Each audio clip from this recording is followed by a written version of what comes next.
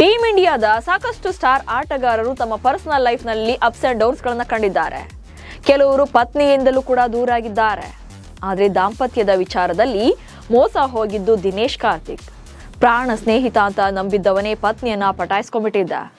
ಈಗ ವೀರೇಂದ್ರ ಸೆಹ್ವಾಗ್ ಬದುಕಲ್ಲೂ ಕೂಡ ಇಂಥದ್ದೇ ಸಿಚುಯೇಷನ್ ಬಂದಿದೆ. ಪತ್ನಿಯಿಂದಲೇ ಸೆಹ್ವಾಗ್ ಕೂಡ ಮೋಸ ಹೋಗಿದ್ದಾರೆ. ಇಲ್ಲೂ ಕೂಡ ಗೆಳೆಯನೇ ಮುಳ್ಳಾಗಿದ್ದಾನೆ. ಸ್ಟಾರ್ ಜೋಡಿ ನಡುವೆ ಏನಾಯಿತು ಅನ್ನೋ ಬಗ್ಗೆ ಈ ವಿಡಿಯೋದಲ್ಲಿ ಮಾಹಿತಿಯನ್ನು ನೀಡ್ತೇನೆ. ನಾನು ಶಾಂತ. ನೀವು ಸುದ್ದಿಯಾನದ ಸಬ್ಸ್ಕ್ರೈಬರ್ ಆಗೋದಕ್ಕೆ ಮರಿಬೇಡಿ. ದಾಂಪತ್ಯದಲ್ಲಿ ಬಿರುಕು ಬಿಡೋದು, ಡಿವೋರ್ಸ್ ಆಗೋದು ಹೊಸದೇನೂ ಅಲ್ಲ. ಅದರಲ್ಲೂ ಈಗಂತೂ ಸೆಲೆಬ್ರಿಟಿ ಕಪಲ್ಸ್, ವೆಲ್ ಸೆಟಲ್ಡ್ ಫ್ಯಾಮಿಲಿಗಳಲ್ಲಿ ಇದು ಕಾಮನ್ ಆಗೋಗಿದೆ. ಕ್ರಿಕೆಟಿಗರ ಬದುಕಲ್ಲೂ ಕೂಡ ಇದು ನಾರ್ಮಲ್ ಆಗಿದೆ. ಟೀಮ್ ಇಂಡಿಯಾದ ಸಾಕಷ್ಟು ಆಟಗಾರರು ವಿಚ್ಛೇದನ ಪಡೆದಿದ್ದಾರೆ. ಇದೀಗ ಮಾಜಿ ಕ್ರಿಕೆಟಿಗ ವೀರೇಂದ್ರ ಸೆಹ್ವಾಗ್ ಅವರ ವೈಯಕ್ತಿಕ ಜೀವನ ಕೂಡ ಸುದ್ದಿಯಲ್ಲಿದೆ. ಯಾಕಂದ್ರೆ ವೀರು ಕೂಡ ಡಿಕೆಯಂತೆ ತಮ್ಮ ಪತ್ನಿಯಿಂದಲೇ ಮೋಸ ಹೋಗಿದ್ದಾರೆ.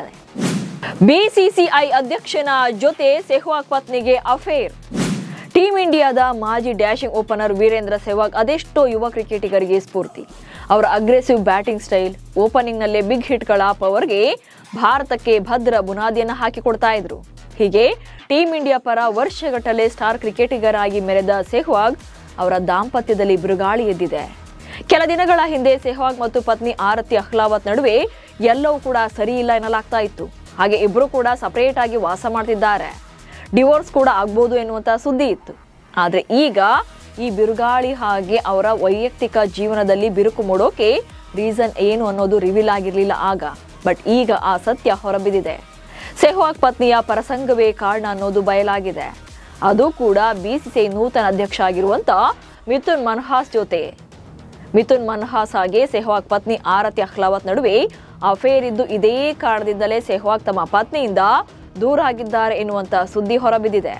ಇದಕ್ಕೆ ಪುಷ್ಟಿ ನೀಡುವಂತೆ ಆರತಿ ಅಹ್ಲಾವತ್ ಮತ್ತು ಮಿಥುನ್ ಜೊತೆಗಿರುವಂತಹ ಫೋಟೋಗಳು ಕೂಡ ವೈರಲ್ ಆಗಿವೆ.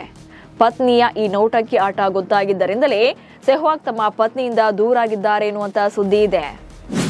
ಸ್ನೇಹಿತನಿಂದಲೇ ಮೋಸ ಹೋದ್ರ ಸೆಹ್ವಾಗ್.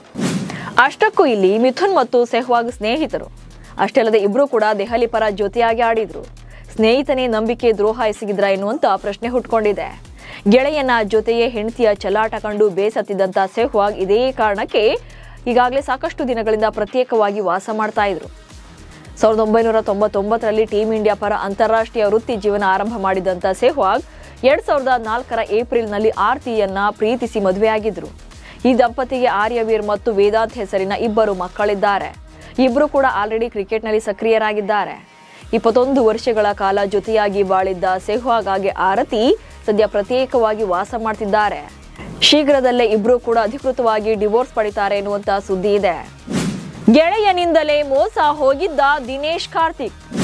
ಇನ್ನು ಈ ವಿಚಾರದಲ್ಲಿ ಟೀಮ್ ಇಂಡಿಯಾದ ಮಾಜಿ ಆಟಗಾರ RCBಯ ಮೆಂಟರ್ ಆಗಿರುವಂತ ದಿನೇಶ್ ಕಾರ್ತಿಕ್ ಕೂಡ ಮೋಸ ಹೋದವರೇ.